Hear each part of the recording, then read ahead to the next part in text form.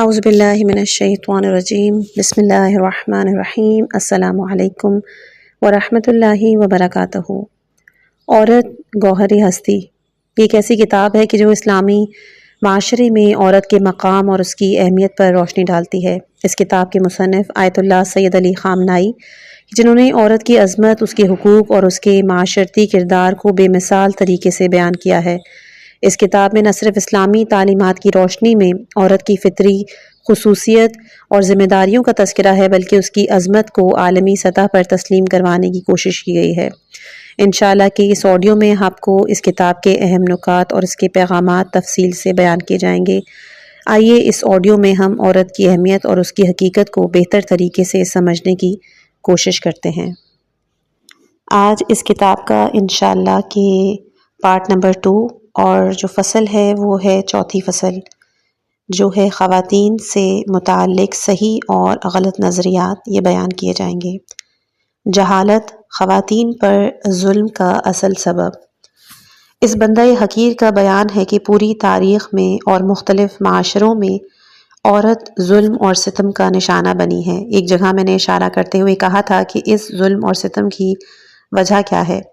یہ تمام ظلم و ستم انسان کی جہالت کی وجہ سے سامنے آتے ہیں۔ اس جاہل انسان کی طبیعت اور مزاج یہ ہے کہ جہاں بھی اس کے سر پر کوئی زور زبردستی کرنے والا نہ ہو، یا خود اس کے اندر سے یعنی واضح اور مضبوط ایمان کہ اس کی مثال بہت کم ہے، یا اس کے باہر سے کسی قانون کا دباؤ نہ ہو، یا اس کے سر پر کوئی تلوار یا قانون کا ڈنڈا نہ ہو، تو معمولاً ایسا ہوتا ہے کہ طاقتور موجود کمزور پر ظلم کرتا ہے۔ گھر کی حقیقی سربراہ عورت ہے اور مرد ظاہری حاکم۔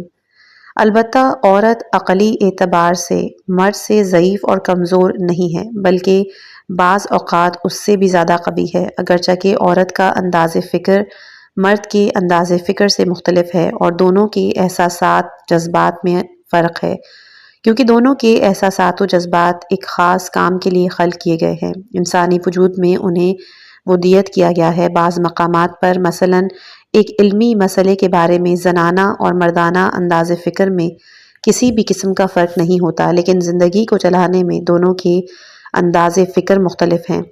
عاقل اور پختہ عمر کی خواتین میں یہ بات رائج ہے کہ میں نے بارہا اپنی بزرگ اور بڑی خواتین سے سنا ہے، اور صحیح سنا ہے، کہ وہ کہتی ہیں کہ مرد ایک بچے کی مانند ہے، اور بالکل ٹھیک کہتی ہیں، اور حقیقت بھی یہی ہے۔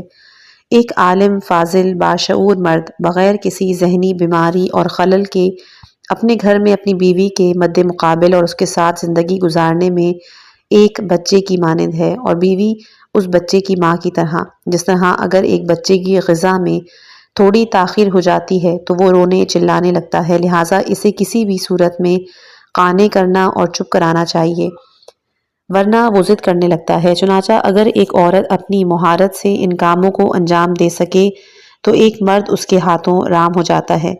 اب آپ توجہ فرمائیے کہ میں ان باتوں کو کیوں نقل کر رہا ہوں۔ میں نہیں چاہتا کہ مرد کے ایک بچے ہونے پر دستخط کروں، البتہ یہ اور بات ہے کہ یہ ایک حقیقت ہے، لیکن اس بات کو بیان کرنے میں میری مراد یہ نہیں ہے، بلکہ میرے پیش نظر یہ نکتہ ہے کہ مرد اور عورت کی ذہنیت ایک دوسرے سے مختلف ہیں۔ عورت کی پختگی اور مہارت اس کے اپنے دائرۂ فعالیت میں اس کے کام آتی ہے، یعنی ایک عورت گھر کی چار دیواری میں یہ سمجھتی ہے کہ مرد ایک بچے کی مانند ہے، لہٰذا اس کا کھانا وقت پر تیار کرنا تاکہ وہ بھوکا نہ رہے، ورنہ وہ بد اخلاق ہو جائے گا، لہٰذا بہانے کا کوئی بھی موقع ہاتھ سے دینا نہیں چاہیے۔ یہ فرض کیجئے کہ مرد اعتراض کرتا ہے تو اسے کسی بھی طریقے سے قانع کرنا چاہیے۔ اس نکتے کی طرف بھرپور توجہ کیجئے کہ عاقل اور پختہ خواتین پوری مہارت سے یہ کام انجام دیتی ہیں، اور مرد کی حرکات و سکنات، رفتار و عمل اور ذہنیت کو پوری طرح کنٹرول میں رکھتی ہیں۔ بنابراین کہ گھر میں حقیقی سربراہ عورت ہے، جبکہ الظاہر مرد ظاہری سربراہ ہے، اور اس لیے کہ وہ بھاری آواز، مضبوط جسامت اور لمبے قد کا مالک ہوتا ہے۔ بس مطلب کو اس طرح بیان کرتے ہیں کہ بعض خواتین کی ذہنیت اور عقل مردوں سے زیادہ مستحکم ہے، یا وہ تفکر، علم اور احساسات وغیرہ میں مرد جیسی ہیں، لیکن عورت کا جسم بطور متوسط مرد سے کمزور ہوتا ہے۔ توجہ کیجئے، بنیادی نکتہ یہی ہے۔ ایک مثال فرض کیجئے کہ جہاں ایک عقل مند انسان ایک جاہل اور بدمعاش انسان کے ساتھ ہو اور ان میں سے کسی ایک کو پانی پینا ہو اور پانی کا ایک ہی گلاس موجود ہو، قاعدتاً کہ جس کی طاقت زیادہ ہوگی وہ پانی پی جائے گا، اگر یہ کہ کسی طرح اسے دھوکہ دیا جائے اور پانی کا گلاس اس سے چھین لیا جائے۔ تاریخ میں ہمیشہ سے یہی ہوتا رہا ہے کہ مرد حضرات اپنے لمبے قد و قامت، بھاری آواز، مضبوط جسامت اور پٹھوں کی وجہ سے خواتین پر ان کے نازک اندام ہونے، نرم لب و لہجہ، نسبتاً چھوٹے قد اور کمزور جسم کی بنا پر ان پر ظلم کرتے رہے ہیں۔ یہ ایک حقیقت ہے۔ میری اپنی نظر میں اگر آپ اس ماجرے کی تہ تک پہنچیں اور تحقیق کریں تو آپ اس مقام پر پہنچیں گی کہ تمام ظلم اور ستم کی وجہ یہی ہے۔ خواتین سے متعلق روایات میں ظالمانہ فکر و عمل سے مقابلہ۔ ہاں، البتہ اگر کوئی قانون یا بہت شدید قسم کی محبت یا مستحکم ایمان جیسا معنوی عامل موجود ہو تو وہ ان تمام ظلم و ستم کا سدباب کر سکتا ہے۔ البتہ ایمان کو مضبوط اور مستحکم ہونا چاہیے، ورنہ بہت سے علماء ہیں کہ جن کا ایمان تو بہت اچھا ہے لیکن اس کے ساتھ ساتھ ان کا اپنی زوجات سے برتاؤ اور سلوک اچھا نہیں، لہٰذا ایسے لوگ ہماری مجموعی بحث کے زمرے میں آتے ہیں۔ ہمیں صرف اس بات کی وجہ معلوم کرنی چاہیے کہ تاریخ میں خواتین ہمیشہ ظلم و ستم کا نشانہ کیوں بنی ہیں۔ پیغمبر اکرم صلی اللہ علیہ وآلہ وسلم کے زمانے میں بھی یہ ظلم و ستم ہوا۔ آن حضرت صلی اللہ علیہ وآلہ وسلم نے اس ظلم سے مقابلہ کیا کہ جو حضور نے خواتین کے بارے میں اتنی باتیں ارشاد فرمائی ہیں، صرف اسی ظلم و ستم سے مقابلے کے لیے۔ اگر وہ صرف مقام زن کو بیان کرنا چاہتے تو اس قسم کے پرجوش اور پر احساسات بیان کی ضرورت نہیں تھی۔ خواتین کے بارے میں حضرت ختمی مرتبت صلی اللہ علیہ وآلہ وسلم کے احساسات و اظہارات اس چیز کی عکاسی کرتے ہیں کہ آپ ایک چیز سے مقابلہ کرنا چاہتے ہیں اور وہ خواتین پر ہونے والا ظلم ہے، اور پیغمبر اکرم صلی اللہ علیہ وآلہ وسلم اس ظلم کے مقابل کھڑے ہیں۔ معاشرتی اور گھریلو زندگی میں خواتین کے ساتھ زندگی گزارنے کے بارے میں حضرت ختمی مرتبت صلی اللہ علیہ وآلہ وسلم اور ائمہ اہل بیت علیہم السلام سے جو روایات نقل کی گئی ہیں، وہ روایات کتاب وسائل الشیعہ جلد نمبر 20 صفحہ نمبر 324 سے 354 تک نقل ہیں۔ وہ اسی ظالمانہ فکر اور ستم گرانہ رویے اور عمل سے مقابلے کی خاطر ہے۔ بہت افسوس کے ساتھ کہنا پڑتا ہے کہ یہ ظلم و ستم ہمارے زمانے میں بھی جاری ہے، البتہ صرف ہمارے معاشرے سے مخصوص نہیں، لیکن اس بات کی طرف ہم سب کی توجہ ہونی چاہیے کہ پوری دنیا میں یہ ظلم موجود ہے اور مغرب میں بہت ہی بدترین شکل میں ہے۔ اہل مغرب کی ایک ظاہری خوبصورتی، مگر در حقیقت اہل مغرب صرف ایک خصوصیت کے حامل ہیں۔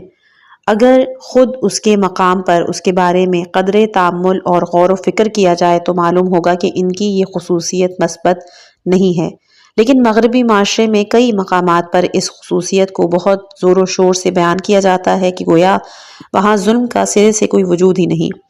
دو عادات اور خصوصیت یہ ہے کہ اہل مغرب مرد و عورت کے آپس میں رویے، سلوک اور برتاؤ کو عورت سے عورت یا مرد سے مرد کے برتاؤ کے مثل قرار دیتے ہیں، یعنی وہ ان دو جنس یعنی مرد و عورت میں کسی بھی فرق کے قائل نہیں۔ کوچہ و بازار ہو یا گھر کی چار دیواری، دوستی و رفاقت اور معاشرت میں اس رفتار کے حامل ہیں۔ ظاہر میں یہ عادت اور سلوک بہت دلچسپ اور جالب نظر آتا ہے، لیکن جب آپ اس کی حقیقت تک پہنچتے ہیں تو معلوم ہوتا ہے کہ یہ امر غلط اور منفی ہے۔ اسلام اس کی ہرگز تائید نہیں کرتا۔ اسلام نے مرد و عورت کے درمیان ایک حجاب اور ایک فاصلہ رکھا ہے، یہ دونوں اپنے معاشرتی زندگی میں اس حجاب اور حدود کی رعایت کریں۔ بنابراین ہم جس ظلم و ستم کی بات کر رہے ہیں وہ صرف ایرانی معاشرے یا گزشتہ دور سے مخصوص نہیں، بلکہ تاریخ کے مختلف زمانوں سے لے کر آج تک ایران سمیت دنیا کے مختلف ممالک میں اس کا وجود رہا ہے۔ آج بھی یہ ظلم پوری دنیا میں موجود ہے۔ اس طرح مغربی ممالک خصوصاً امریکہ اور بعض یورپی ممالک میں خواتین کو اذیت و آزار پہنچانے کے واقعات، ان سے ظالمانہ سلوک، طرز عمل، شکنجے، مصیبتیں دوسرے ممالک کی نسبت بہت زیادہ ہیں۔ اس کے اعداد و شمار بہت زیادہ ہیں، البتہ میں نے خود ان اعداد و شمار کو مغربی اور امریکی مطبوعات میں دیکھا ہے، نہ یہ کہ ہم اس کو کسی کی زبانی نقل کر رہے ہیں۔ یہ تو وہ چیز ہے کہ جسے انہوں نے خود اپنی زبان سے بیان کیا ہے، لہٰذا اس ظلم و ظالمانہ رویے اور عمل سے مقابلے کی ضرورت ہے۔ یہ خطاب انہوں نے نومبر 1996 میں ثقافتی کمیٹی کے اراکین سے کیا تھا۔ اب چلتے ہیں اس کتاب کے تیسرے باب کی طرف کہ جو ہے خواتین کے معنوی کمال، اجتماعی فعالیت اور گھریلو زندگی سے متعلق اسلام کی نظر۔ اسلام نے 3 مختلف میدانوں میں حقوق نسواں کو مشخص کر کے انہیں جاری کیا ہے: انفرادی دائرہ زندگی، معنوی کمال، اجتماعی زندگی یعنی اجتماعی فعالیت، اور گھریلو زندگی کے وہ میدان ہیں کہ جہاں خواتین اپنی طاقت کا لوہا منوا سکتی ہیں۔ اس کے لیے لازمی ہے کہ ان تینوں میدانوں میں حدود اور حقوق کو کامل طور پر بیان کیا جائے۔ اسلام نے خواتین کے لیے اس ضمن اہمیت خداوند عالم کی نگاہ سے بیان کی ہے کہ جو ہر قسم کی خطا اور لغزش سے دور ہے۔ اس کی پہلی فصل ہے خواتین کے بارے میں اسلام کی واضح، جامع اور کامل نظر۔ اسلام کی نظر کی کامل شناخت اور مکمل وضاحت کی ضرورت۔ اگر معاشرے میں عورت کے بارے میں غلط فکر اور نظر موجود ہو تو صحیح معنی میں وسیع پیمانے پر اسے اثر نو صحیح کرنا مشکل ہوگا۔ خود خواتین کو بھی چاہیے کہ اسلام میں خواتین کے موضوع پر کافی مقدار میں لازمی حد تک اطلاع رکھتی ہوں تاکہ دین مبین اسلام کی کامل نظریے کی روشنی میں اپنے حقوق کا بھرپور دفاع کر سکیں۔ اسی طرح اسلامی ملک میں معاشرے کے تمام افراد کو یہ جاننا چاہیے کہ خواتین مختلف شعبۂ زندگی میں ان کی موجودگی، فعالیت، تحصیل علم، اجتماعی، سیاسی، اقتصادی اور علمی میدانوں میں ان کی شرکت اور گھر سے باہر ان کے کردار کے بارے میں اسلام کیا بیان کرتا ہے۔ ان سب موضوعات کے بارے میں اسلام کی ایک بہت واضح اور روشن نظر ہے۔ اگر ہم اسلام کی نظر کا دنیا کی مختلف ثقافتوں خصوصاً مغربی ثقافت سے موازنہ کریں تو ہم دیکھیں گے کہ اسلام کی نظر بہت ترقی یافتہ ہے۔ اسی طرح آج کے مرد کے ذہن پر چھائے ہوئے افکار، نظریات کے مقابلے میں اسلامی فکر و نظر بے مثل اور بے نظیر ہے، اور یہ اسلام ہی کی واضح اور روشن نظر ہے کہ جو ملکی بہبود و ترقی اور ملک میں خواتین کی زیادہ سے زیادہ ترقی اور ان کے مقام و منصب میں اضافے کا باعث ہے۔ میری بہنوں توجہ فرمائیے، میں خاص طور پر اس امر کے لیے تاکید کر رہا ہوں کہ نوجوان خواتین بلند آرزوئیں اور آئینی حوصلوں اور قلبی شوق اور طلب کی مالکہ ہیں۔ وہ بھرپور توجہ دیں تاکہ اس جلسے کے مناسبت سے مختصر مطالب آپ کی خدمت میں عرض کروں۔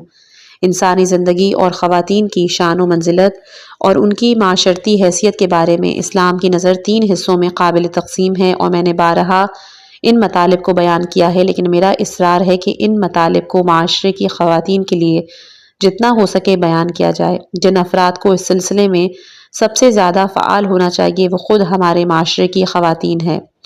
ظالم اور مقصر کون؟ مرد، عورت یا پھر دونوں؟ میری بہنوں اور بیٹیوں، میرا یقین ہے کہ یہ میری نظر ہے کہ اسلامی معاشرے کے کسی حصے میں بھی، خواہ خود ایران کے اندر ہو یا مختلف ممالک میں، اگر مسلمان خواتین کے بارے میں کوتاہی نظر آتی ہے تو اس میں تھوڑے مقصر خود مرد بھی ہیں اور تھوڑی مقصر خود خواتین بھی، کیونکہ جس کسی کو سب سے پہلے خواتین کی اسلامی حیثیت اور مقام و منزلت کو پہچانا اور اس کا دفاع کرنا چاہیے وہ خواتین ہیں۔ انہیں جاننا چاہیے کہ خدا، قرآن اور اسلام نے ان کے لیے کیا احکامات صادر کیے ہیں، ان کے ذریعے خواتین سے کیا امر مطلوب ہے، ان کے ذمہ داریوں اور فرائض کو کون معین کرے گا۔ ضروری ہے کہ خواتین اپنے بارے میں اسلامی احکامات اور اسلام کی ان سے توقع کو جانیں، ان کا دفاع کریں اور ان کے حصول کی کوشش کریں۔ اگر وہ یہ سب امور انجام نہیں دے تو وہ افراد کہ جو کسی بھی قدر کے شناسہ اور پابند نہیں ہیں وہ خواتین پر ظلم اور ستم ہی کریں گے۔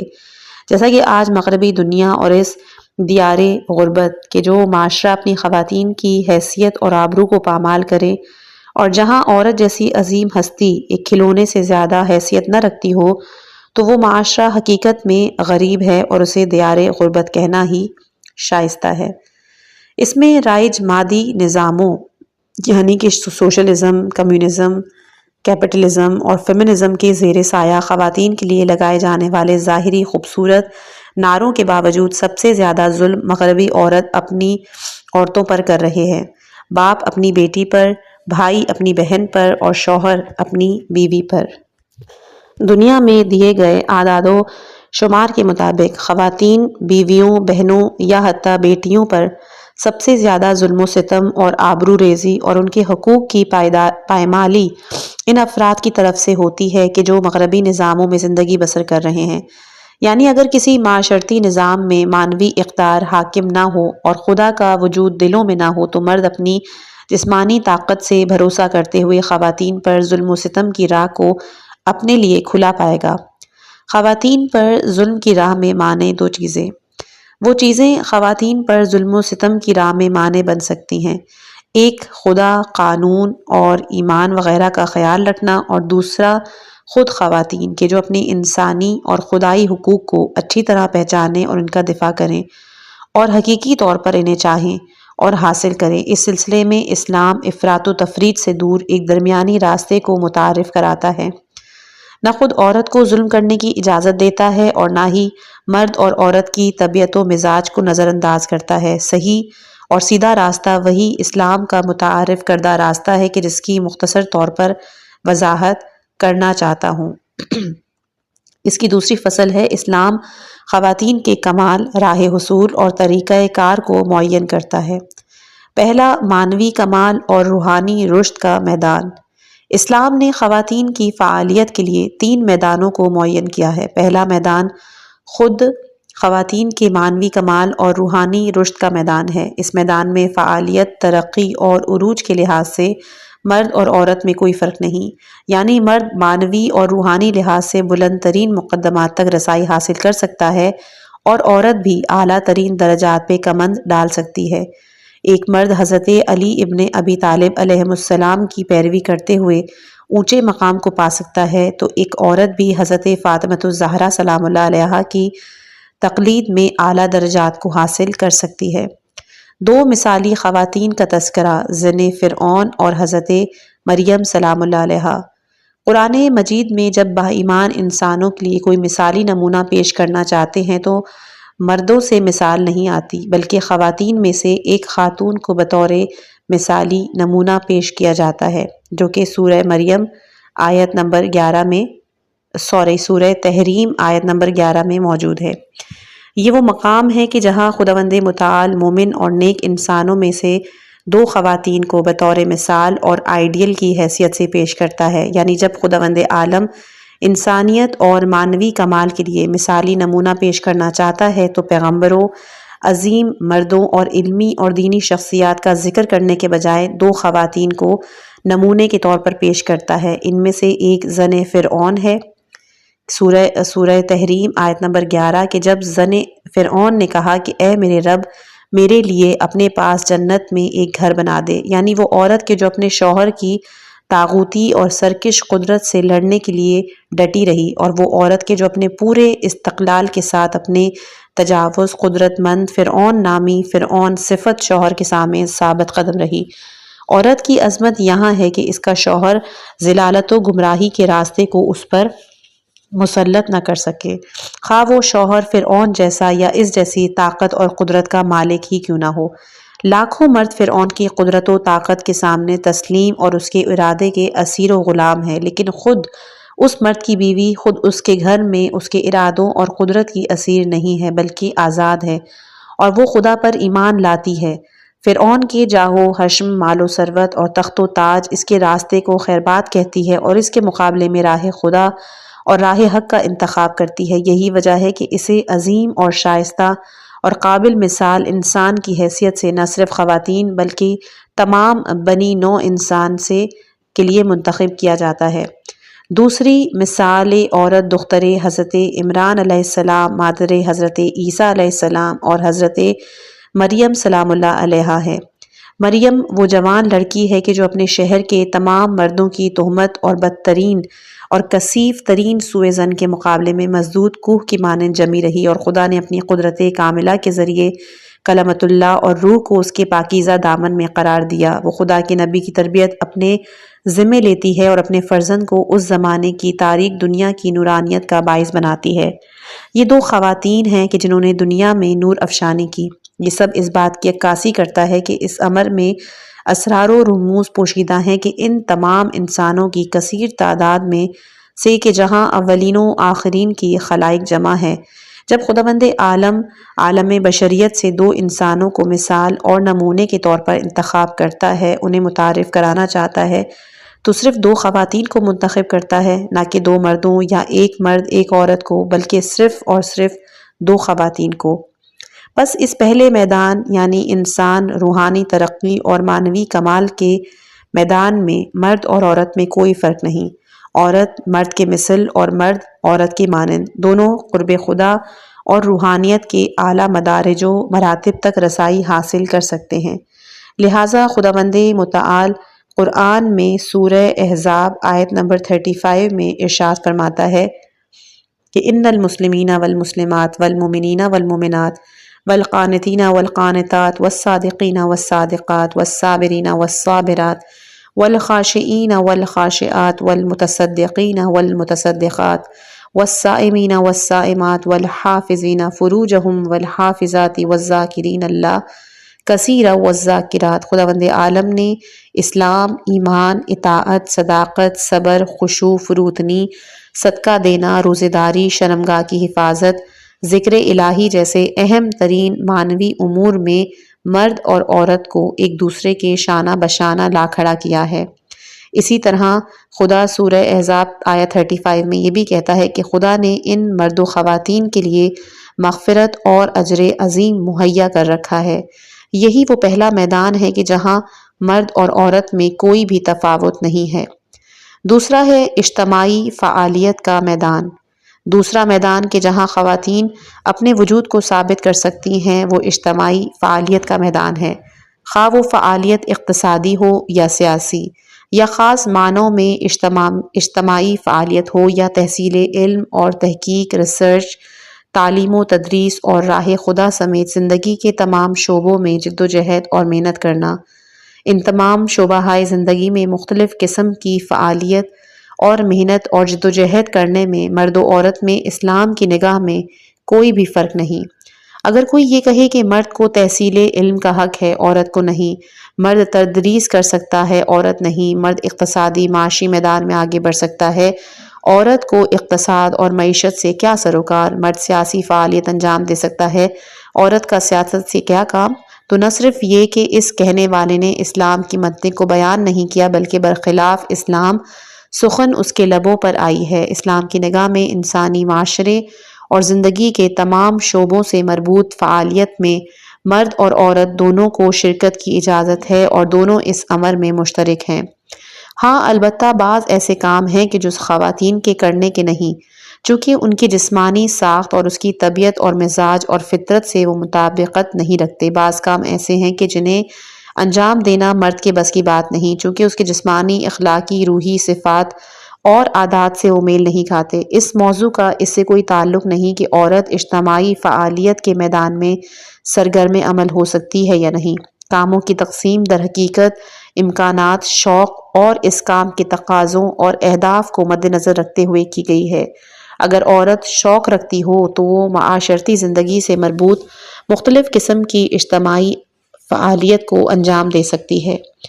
اجتماعی فعالیت اور حجاب و حدود کی رعایت۔ البتہ ان فعالیت کی انجام دہی کے لیے کچھ اصول اور قوانین کو معین کیا گیا ہے۔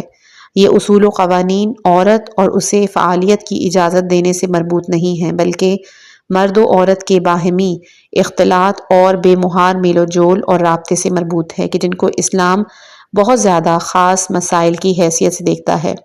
اسلام یہ کہتا ہے کہ مرد و عورت کو چاہیے کہ وہ معاشرتی زندگی کے تمام پہلوؤں، تمام مقامات، شاہراہوں، اداروں، کارخانوں وغیرہ میں اپنے درمیان ایک حد اور فاصلے کے قائل ہوں، اور اسی لیے مرد و عورت کے درمیان حجاب اور اسی سے مربوط حدود و قوانین کو وضع کیا گیا ہے۔ مرد اور عورت کا باہمی اختلاط اور میل جول مردوں کے آپس میں یا خواتین کے آپس میں میل جول اور رابطے جیسا نہیں، لہٰذا ان تمام امور کا خیال رکھنا چاہیے، یعنی مرد حضرات بھی ان قوانین اور حدود کا خیال رکھیں اور خواتین بھی حجاب اور حدود کی پابندی کریں۔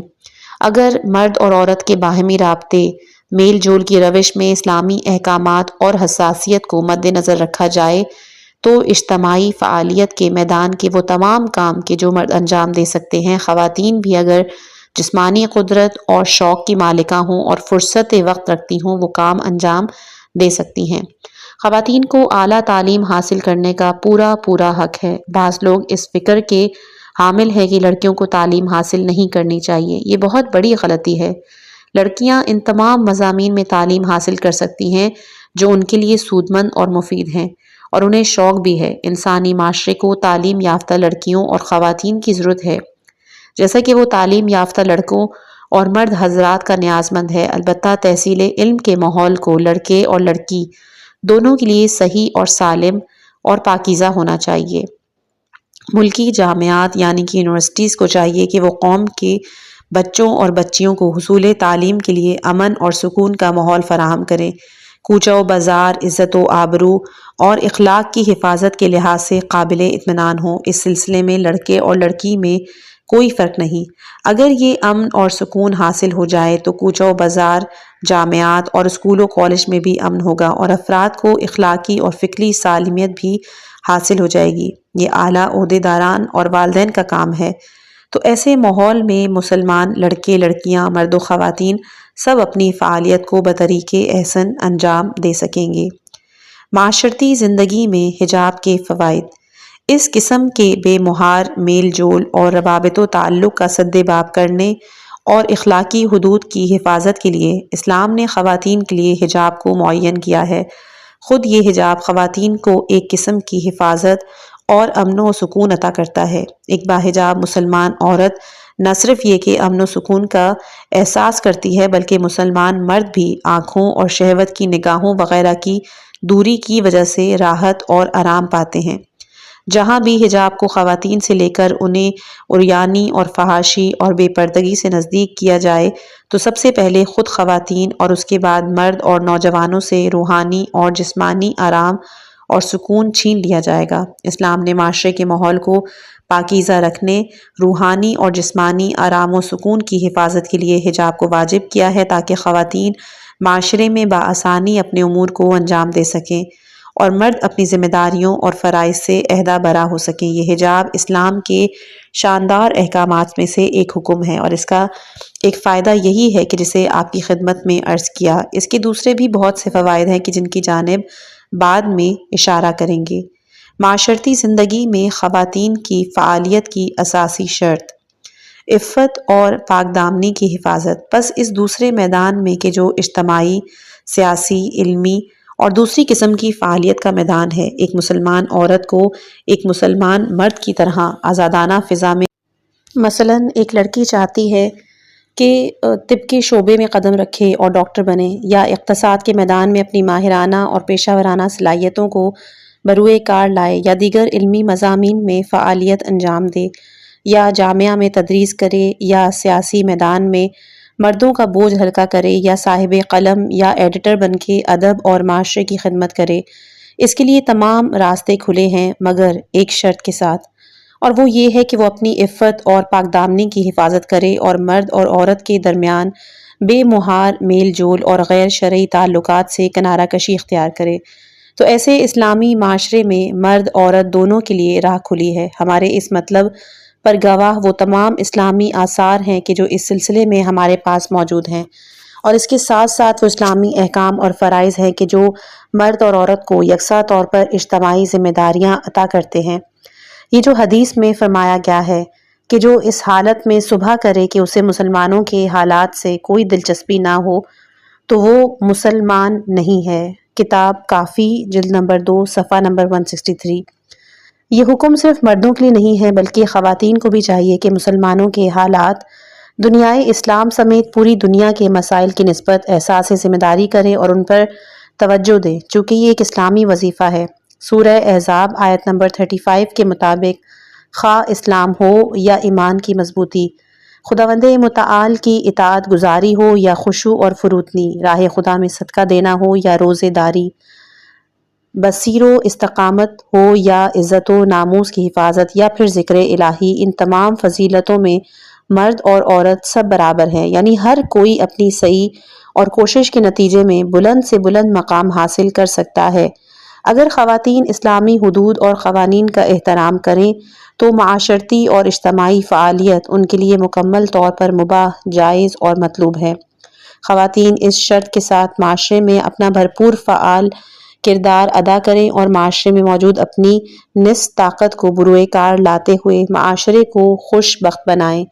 جس وقت خواتین بھی معاشرے میں مردوں کے شانہ بشانہ تحصیل علم میں مشغول ہوں تو اس کے اجتماعی اور انفرادی فوائد اس زمانے کی نسبت دگنے ہوں گے جب معاشرے میں صرف مردوں کو تحصیل علم کا حق حاصل ہو۔ خواتین کی شعبہ تدریس سے وابستگی کے وقت معاشرے میں معلمین کی تعداد اس تعداد سے 2 برابر ہوگی کہ جب صرف مرد تدریس کریں۔ ملکی تعمیر و ترقی، تعمیر نو، اقتصادی میدان میں آگے قدم بڑھانا، منصوبہ بندی کرنے، ایک ملک، شہر، گاؤں اور گھریلو اور شخصی امور میں مطالعہ کرنے جیسے اہم امور میں مرد و عورت میں کوئی فرق نہیں ہے۔ سب ذمہ دار ہیں اور سب کو یہ کام انجام دینے چاہیے۔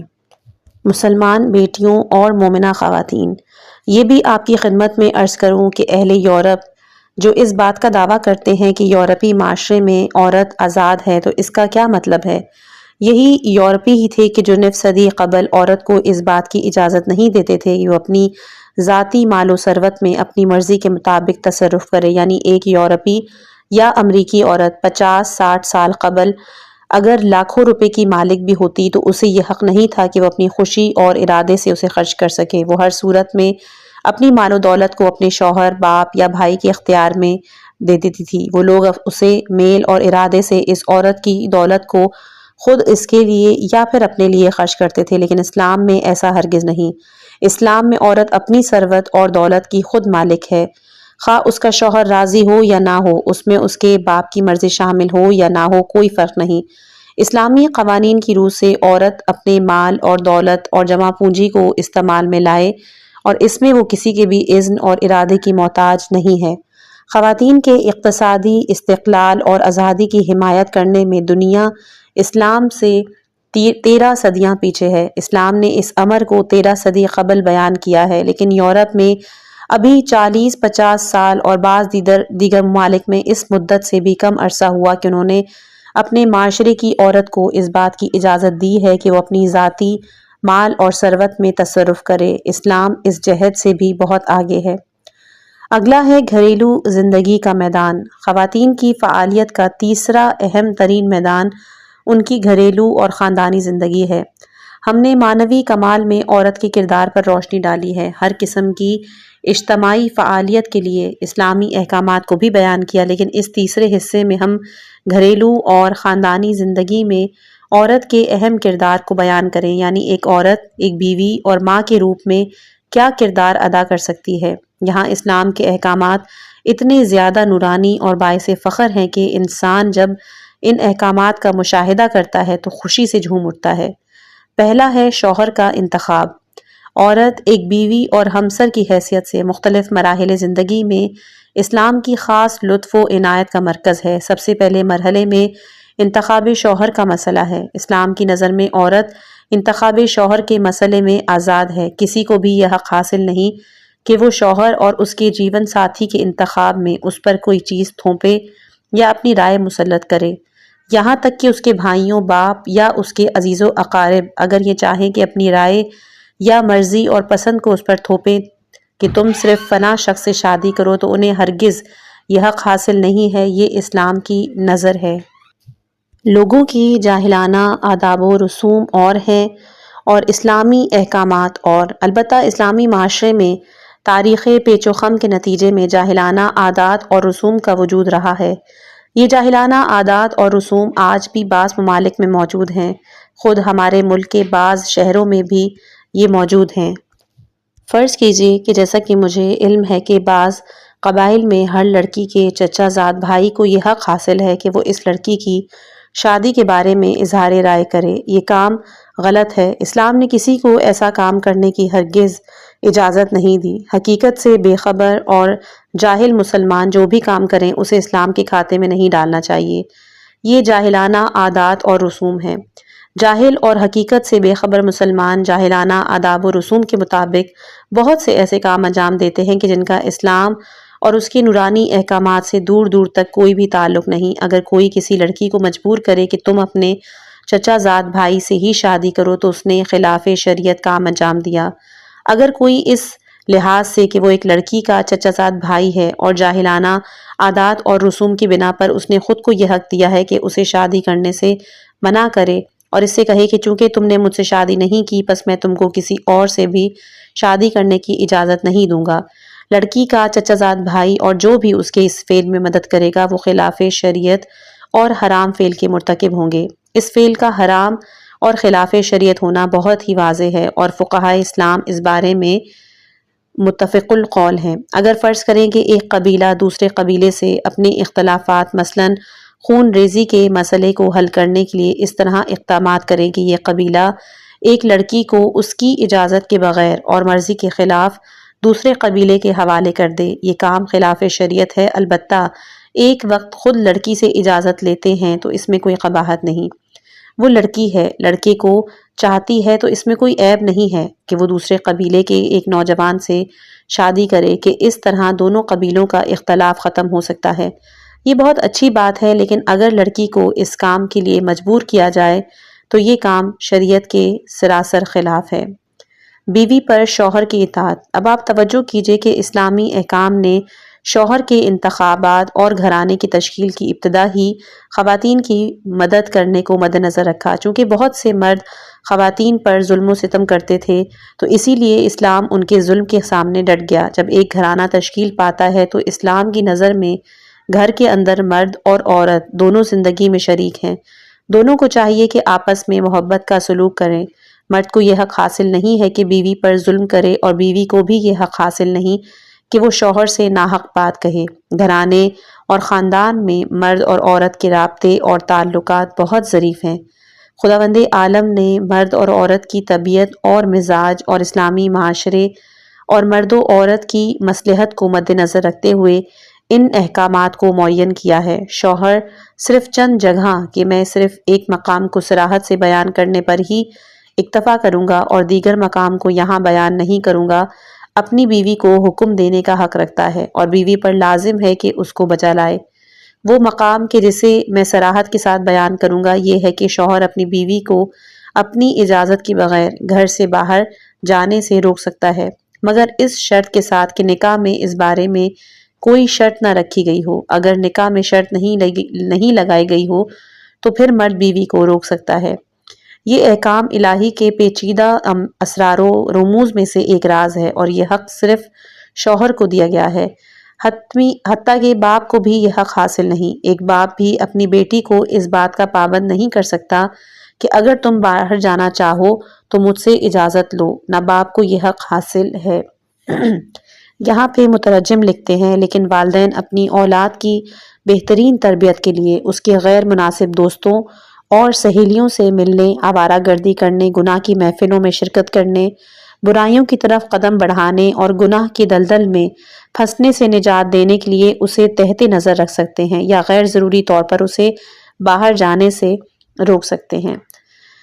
آگے لکھا ہے اور نہ بھائی کو اپنی بہن کے لیے یہ حق دیا گیا ہے لیکن شوہر اپنی بیوی کے لیے اس حق کا مالک ہے۔ البتہ خواتین نکاح کے وقت کچھ شرائط کو نکاح میں درج کروا سکتی ہیں اور ان شرائط پر میاں بیوی دونوں کو سختی سے عمل درآمد کرنا ہوگا۔ بنابراین اگر کسی شرط کو نکاح کے ذیل میں لکھیں تو یہ دوسری بحث ہے، لیکن پہلے مرحلے میں خدا نے شوہر کو اپنی بیوی کی نسبت یہ حق عطا کیا ہے۔ ایک دو اور ایسے مقامات ہیں کہ جہاں بیوی پر واجب ہے کہ وہ ان میں شوہر کی اطاعت کرے کہ فی الحال ان سے صرف نظر کرتا ہوں۔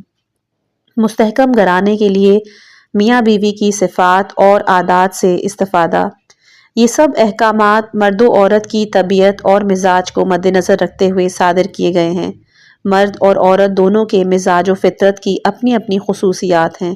گھرانے کے اندر مردوں کے فرائض، کاموں اور مردانہ حوصلے اور جذبے کی عورت سے ہرگز توقع نہیں کرنی چاہیے، اور اس طرح گھر کے ماحول میں بیوی کی نسوانہ خصوصیات کی مرد سے امید نہیں رکھنی چاہیے۔ دونوں کو اپنی اپنی فطری اور روحانی صفات و خصوصیات ہیں کہ عالم بشریت، معاشرے اور مرد دعوت کے اجتماعی نظام کی مصلحت یہی ہے کہ گھرانے میں دونوں کی خصوصیت اور عادت کا اپنے اپنے مقام پر خاص خیال رکھا جائے۔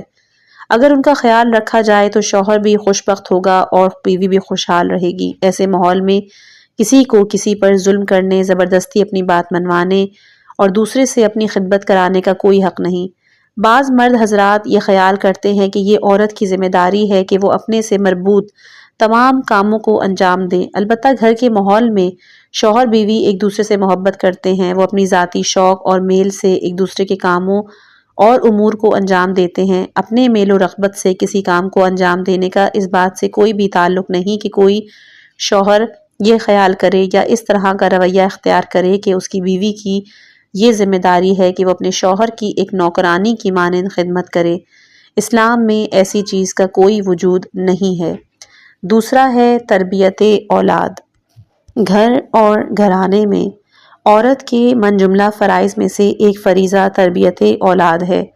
وہ خواتین کے جو گھر سے باہر اپنی مصروفیات کی وجہ سے صاحب اولاد ہونے میں پسو پیش سے کام لیتی ہیں تو وہ در حقیقت اپنی زنانہ اور بشری طبیعت و مزاج کے خلاف اقدام کرتی ہیں۔ خداوند عالم ان کے اس کام سے راضی نہیں۔ وہ خواتین کے جو اپنے بچوں، تربیت اولاد اور بچے کی دودھ پلانے اور اسے اپنی محبت بھری آغوش میں پرورش کرنے کو ان کاموں کے لیے کہ جن کا وجود ان خواتین پر موقوف نہیں ہے ترک کر دیتی ہیں تو وہ غلطی کا شکار ہیں۔ تربیت اولاد کی بہترین روش یہ ہے کہ وہ اپنی ماں کی محبت اور چاہت کے سائے میں اپنی ممتا کی آغوش میں پرورش پائے۔ جو خواتین اپنی اولاد کو خدا کے عطا کیے ہوئے اس عطیے سے محروم کرتی ہیں وہ غلطی کا ارتکاب کر رہی ہیں۔ اس طرح انہوں نے نہ صرف یہ کہ اپنی اولاد کے نقصان کے لیے اقدام کیا بلکہ وہ اپنے اور معاشرے کے لیے بھی ضرر اور زیاں کا باعث بنی ہیں۔ اسلام اس چیز کی ہرگز اجازت نہیں دیتا۔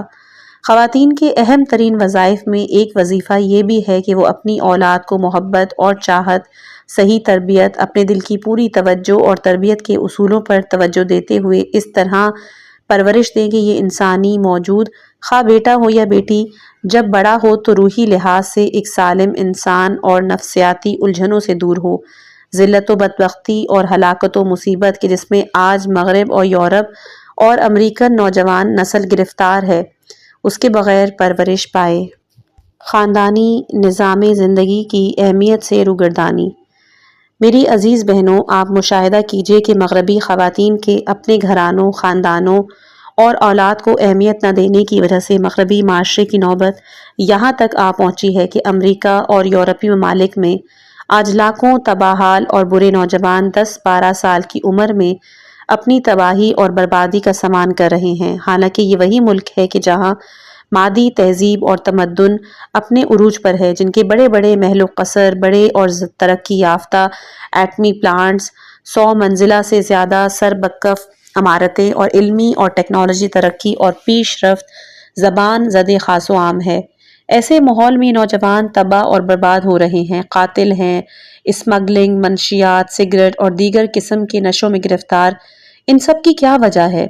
وجہ یہ ہے کہ مغربی عورت گھر، گھرانے اور خاندانی نظام زندگی کی قدر و قیمت سے غافل ہے۔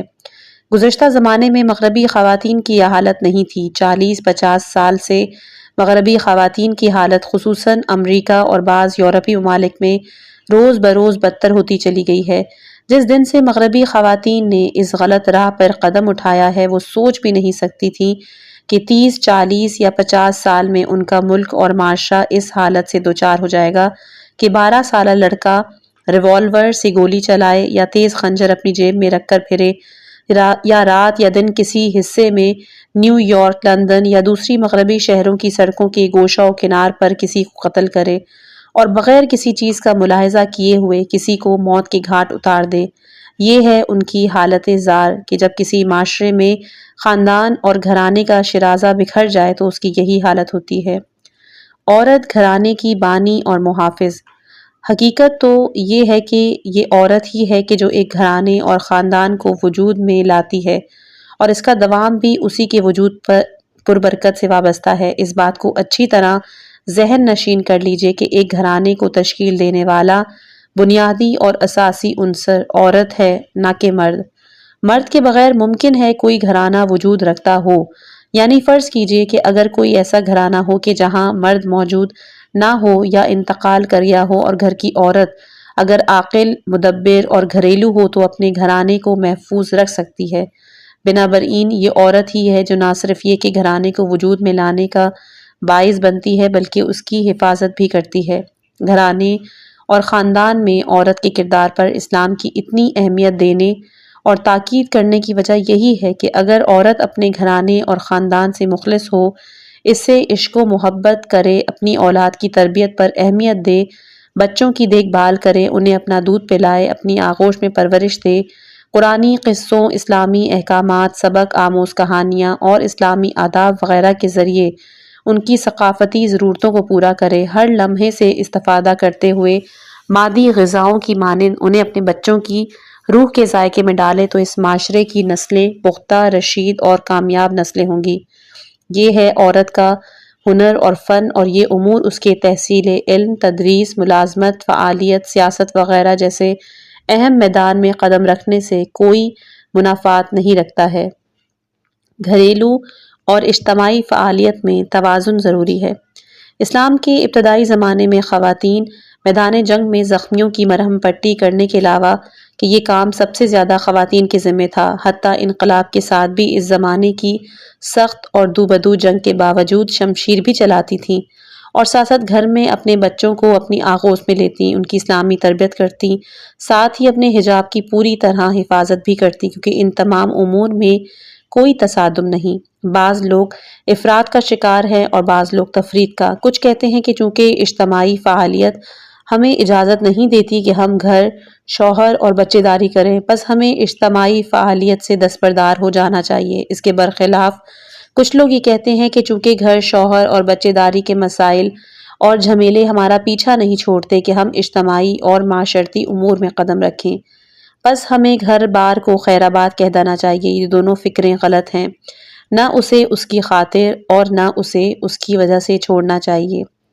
اسلامی انقلاب کی کامیابی میں خواتین کا کردار۔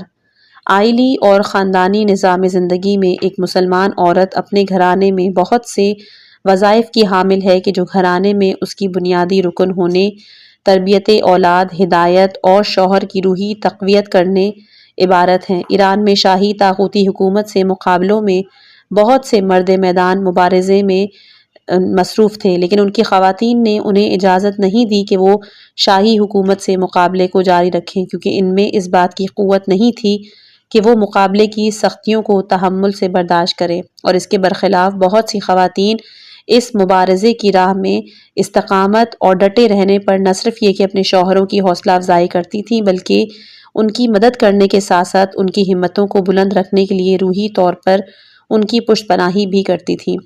سن 1977 اور 78 کے عوامی مظاہروں میں جب ملک کے کوچہ و بازار سب عوام سے بھرے پڑے تھے، تو خواتین اپنے شوہروں اور بچوں کو مظاہروں، شاہی حکومت سے مبارزے اور مقابلے کرنے اور عوامی رضا کار فوج کے جو بسیج ہے اس کو فعال بنانے میں اہم اور کلیدی کردار کی حامل تھیں۔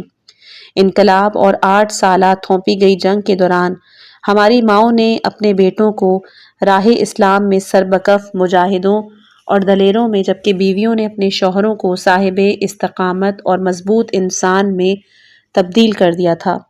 یہ ہے اولاد اور شوہر کے لیے بیوی کا کردار اور اس کے عمل کی تاثیر۔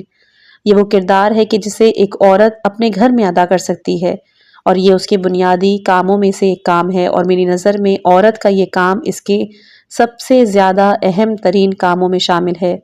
اولاد کی صحیح تربیت اور زندگی کے بڑے بڑے میدانوں اور امتحانوں میں قدم رکھنے کے لیے شوہر کی روحی طور پر مدد کرنا ایک عورت کے اہم ترین کاموں میں شامل ہے۔ ہم خدا کے شکر گزار ہیں کہ ہماری مسلمان ایرانی خواتین نے اس میدان میں بھی سب سے زیادہ خدمات انجام دی ہیں۔ البتہ ایران کے شجاع، ہوشیار، استقامت اور صبر کرنے والی خواتین نے انقلاب اور جنگ کے زمانے میں، خواہ محاذ جنگ پر ہوں یا محاذ جنگ کے پیچھے یا پھر گھر کی چار دیواری کے اندر، بالعموم تمام میدانوں میں بہت فعال کردار ادا کیا، اور آج بھی سیاست، ثقافت، انقلاب کے میدانوں میں بھی عالمی دشمنوں کے مقابلے میں اپنا بھرپور کردار ادا کر رہی ہیں۔ وہ افراد کہ جو ہمارے وطن اور اسلامی جمہوریہ کے نظام کا تجزیہ و تحلیل کرنا چاہتے ہیں، جب ان مصمم ارادوں، اس آگاہی اور شعور و شوق کا مشاہدہ کریں گے تو ایرانی قوم اور اسلامی تیسری فصل ہے خواتین پر مغرب کا ظلم و ستم اور اسلام کی خدمات۔ اس میں پہلی چیز ہے انسانی اقدار کے سوداگروں کا ظلم اور اسلام کی پہلی خدمت۔ حضرت فاطمۃ الزہرا سلام اللہ علیہا کی ولادت باسعادت اور ان کا تذکرہ مسلمان خواتین کے لیے بہترین فرصت ہے تاکہ اسلامی افکار و تعلیمات کی روشنی میں ایک مسلمان عورت اور خواتین کی قدر و قیمت اور اہمیت پر بھرپور توجہ دی جا سکے۔ دیگر امور کی طرح خواتین بھی انسانی اقدار کے سوداگروں کے ہاتھوں ایک جن سے بے متاع بن گئی ہیں۔ وہ افراد کے جو صنف نازک خود انسانی اقدار اور کرامت و بزرگی کے لیے مال و دولت کے علاوہ کسی اور چیز کے قائل نہیں ہیں۔ افسوسناک بات یہی ہے کہ یہ افراد مغرب کے موجودہ تمدن میں بہت اہم کلیدی کردار ادا کرتے ہیں۔ انہوں نے خواتین کے مسئلے کو زندگی کے مختلف شعبوں میں اپنے لیے ایک سرمایہ اور تجارت و سوداگری کے وسیلے میں تبدیل کر دیا ہے۔ یہ افراد آئے دن اس پر بحث کرتے ہیں، اپنی رائج ثقافت اور تہذیب و تمدن میں اسے ایک جائز مقام دینے کی کوشش میں مصروف ہیں۔ اس کے لیے پروپیگنڈا کرتے ہیں اور یوں دنیا کے تمام مردوں اور عورتوں کے اذہان کو ایک بڑی گمراہی اور وسوسے سے دوچار کر رہے ہیں۔ یہ وہ مقام ہے کہ جہاں ایک مسلمان عورت کو چاہیے کہ اسلامی تعلیمات اور عورت سے متعلق اسلامی اقدار اور احکامات میں غور و فکر اور مرد و خواتین کی پیش رفت کے لیے اسلامی نظام میں وضع کیے گئے قوانین اور رہنما اصولوں میں سنجیدگی سے تعامل کے ذریعے اپنے تشخص کا اثر نو جائزہ لیتے ہوئے اپنے وجود کو دوبارہ حاصل کرے۔ اسے چاہیے کہ بے بنیاد مفروضوں، صہیونیزم، سرمایہ داروں اور ثروت اندوز افراد کے وسوسوں میں دبے ہوئے اپنے حقیقی اور اصلی وجود کو نکالے۔ دوسرا یہ کہ عورت کے معنوی کمال، اجتماعی فعالیت اور خاندانی کردار پر بھرپور توجہ۔ اسلام نے زمانہ جاہلیت میں خواتین پر ہونے والے ظلم و ستم کا ڈٹ کر مقابلہ کیا، خواہ یہ ظلم عورت کی روحانیت اور معنویت، فکر اور اسلامی اقدار پر ہو یا پھر سیاسی میدان میں اس کی فعالیت پر ہو، یا پھر اس سے بھی بڑھ کر گھر اور خاندانی نظام زندگی میں اس کے مؤثر ترین کردار پر۔ مرد اور عورت دونوں مل کر معاشرے میں ایک چھوٹے سے اجتماع کو تشکیل دیتے ہیں کہ جسے خاندان یا پھر گھرانہ کہا جاتا ہے۔ چنانچہ اگر اس مختصر سے اجتماع کے لیے معاشرے میں اقدار، احکام اور رہنما اصولوں کو صحیح انداز سے بیان نہ کیا جائے تو عورت پر سب سے پہلا ظلم خود اس کے اپنے گھر میں ہوگا۔ یہی وجہ ہے کہ اسلام نے عورت کے معنوی کمال، اجتماعی فعالیت اور گھرانے میں اس کے بنیادی کردار پر بہت زیادہ توجہ دی ہے۔ معنوی مسائل میں بھی خواتین انسان کی معنوی حرکت میں وہ دستہ ہیں کہ جو پیش رفت اور ترقی کے لحاظ سے آگے ہے۔ قرآن جب مومن انسان کے لیے مثال بیان کرنا چاہتا ہے تو کیا کہتا ہے؟ وہ سورہ تحریم آیت نمبر 11 میں کہتا ہے کہ اللہ نے اہل ایمان کے لیے زن فرعون کی مثال پیش کی ہے، اور جہاں اسلام، ایمان، صبر، صداقت اور اسلامی معنوی اور اسلامی اقدار کے حصول کے لیے جد و جہد کی بات کرتا ہے تو سورہ احزاب آیت نمبر 35 میں فرماتا ہے کہ مسلمان مرد، مسلمان عورتیں، مومن مرد، مومنہ عورتیں، اطاعت گزار مرد اور اطاعت گزار عورتیں، سچے مرد، سچی عورتیں، صابر مرد اور صابر عورتیں۔ اس آیت اسلام میں ایمان، اطاعت، سچائی، صبر، فروتنی، صدقہ، روزگاری، عزت اور ناموس کی حفاظت اور ذکر الہی جیسی 10 معنوی اقدار کو بیان کیا گیا ہے۔ مرد اور عورت دونوں ان معنوی اقدار کے حصول کے لیے شانہ بشانہ حرکت کر رہے ہیں۔ یہی وجہ ہے کہ خداوند متعال دونوں کو ساتھ ذکر کرتا ہے۔ زمانہ جاہلیت میں مردوں، حتیٰ عورتوں کے ذریعے بھی مرد کے لیے جس بت کی ہمیشہ پرستش کی جا رہی ہوتی تھی، اسلام نے ان آیات میں اسے پاش کر دیا ہے۔ سیاسی اور اجتماعی میدان میں عورت کے بیعت کرنے کی اہمیت اور اس پر توجہ دینے کو لازمی امر اور ایک زندہ حقیقی مسئلے کی حیثیت سے متعارف کراتا ہے۔ تیسرا ہے اسلامی نظام میں خواتین کی جداگانہ بیعت کی اہمیت۔ اب آپ ملاحظہ کیجئے کہ مغربی دنیا اور یورپی ممالک میں حقوق نسواں کے دفاع میں ان بلند و بانگ نعروں اور اتنے مدعیوں کے باوجود کہ جو تقریباً سب کے سب ہی جھوٹے ہیں، گزشتہ صدی کے ابتدائی دہائیوں تک خواتین کو ووٹ ڈالنے کا حق حاصل نہیں تھا۔ وہ نہ صرف یہ کہ اپنی بات آزادانہ طور پر کہنے اور انتخاب کے حق سے محروم تھی، بلکہ انہیں مالکیت کے بھی حق سے محروم رکھا تھا، یعنی عورت اپنی میراث میں ملنے والے مال و ثروت کی بھی مالک نہیں تھی، اس کا تمام مال و دولت اس کے شوہر کے اختیار میں ہوتا، جبکہ اسلام میں خواتین کے بیعت کرنے اور اس کے حق کی مالیت اور سیاسی اور اجتماعی میدانوں میں اس کے فعال اور مؤثر ترین کردار کو ثابت کیا گیا ہے، جیسا کہ سورہ ممتحنہ میں آیت نمبر 12 میں ہے کہ اے رسول، جب آپ کے پاس مومنات بیعت کے لیے آئیں کہ وہ اللہ کے ساتھ کسی کو اس کا شریک قرار نہیں دیں گی۔ خواتین پیغمبر اکرم صلی اللہ علیہ وآلہ وسلم کی خدمت میں آتی تھیں، بیعت کرتی تھیں۔ حضور نے یہ نہیں فرمایا تھا کہ صرف مرد آ کر بیعت کریں گے، اس بیعت کے نتیجے میں وہ جس چیز کے بارے میں اپنا حق رائے استعمال کریں، اظہار نظر کریں، جس چیز کو بھی قبول کریں، تو خواتین بھی مجبور ہیں کہ ان کی بات کو منوعاً قبول کریں۔ نہیں، انہوں نے کہا کہ خواتین بھی آ کر بیعت کریں، اس حکومت اور اس اجتماعی اور سیاسی نظام کو قبول کرنے میں شرکت کریں۔ اہل مغرب اس معاملے میں اسلام سے 13 صدیاں پیچھے ہیں اور آج بڑھ چڑھ کر یہ دعوے کرتے ہیں کہ گویا یہ سب انہی کا دیا ہوا نظام ہے۔ مالکیت کے مسئلے میں بھی ایسا ہی ہے اور سیاسی اور اجتماعی مسائل سے مربوط دیگر شعبوں میں بھی یہی صورتحال ہے۔ چوتھا ہے حضرت زہرا سلام اللہ علیہا کی سیرت، اسلام میں خواتین کی سیاسی اور اجتماعی کردار پر واضح ثبوت۔ حضرت زہرا سلام اللہ علیہا کی سیرت اور آپ کا اسوہ ہونا، خواہ آپ کے بچپنے کا زمانہ ہو یا ہجرت پیغمبر کے بعد مدینے میں آپ کی اجتماعی مصروفیات کا زمانہ ہو، آپ ان تمام حالات و واقعات میں کہ جب آپ کے والد گرامی تمام سیاسی اجتماعی واقعات اور حوادث کا مرکز تھے، بنفس نفیس موجود تھی۔ یہ سب اسلامی نظام میں ایک عورت کے فعال اور مؤثر اجتماعی کردار کی عکاسی کرتے ہیں۔ البتہ حضرت زہرا سلام اللہ علیہا ان سب فضائل میں سب سے بلند ترین مرتبے پر فائز ہیں۔ صدر اسلام میں بھی اور بھی بہت سی نامور خواتین تھیں کہ جو اپنی معرفت اور عقل اور علم کے لحاظ سے ایک خاص مقام کی حامل تھیں۔ زندگی کے مختلف شعبوں سمیت حتیٰ میدان جنگ میں شرکت کرتی تھی۔ کچھ خواتین تو اپنی شجاعت اور شہامت کے ساتھ میدان جنگ میں جا کر تلوار بھی چلاتی تھیں۔ البتہ اسلام نے خواتین پر ان سب امور کو واجب نہیں کیا اور ان کے دوش سے یہ بار اٹھا لیا، چونکہ یہ سب امور خواتین کی طبیعت اور مزاج، جسمانی ترکیب و ساخت اور ان کے احساسات سے میل نہیں کھاتے۔